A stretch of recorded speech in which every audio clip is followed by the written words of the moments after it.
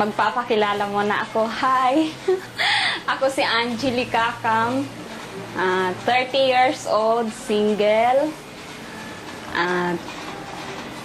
Laking Mindanao po ako. Doon po ako ipinanganak. Ang nanay at tatay ko, nandun po sila sa Mindanao.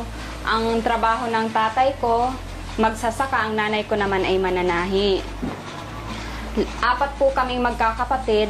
Pangalawa po ako sa panganay. Hindi po ako nakapagtapos ng pag-aaral. First year college lang po kasi hindi ako kayang tustusan ng mga magulang ko para mag-aral kasi sa pagsasaka, every 4 months kasi bago kumita ng pera. So, mahirap po nila kaming tustusan sa 4 kami. So, nakapag-decide po ako na magpunta ako dito sa Maynila. Kasi, nung nasa Mindanao pa ako, sinasabi ng mga nakakapunta dito sa Maynila, maganda raw dito, magtrabaho, makakakuha ka ng magandang trabaho, ganon.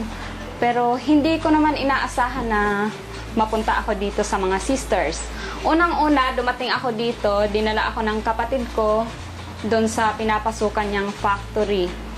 Mas lumago pa yung kaalaman ko at maibabahagi ko pa sa iba para mas marami kaming nakakaalam para pag halimbawa nawala ang isa, nawala ako, absent ako, may ibang nakakaalam at maipapasa pa yun, hindi lang sa isang tao, kundi lahat kami.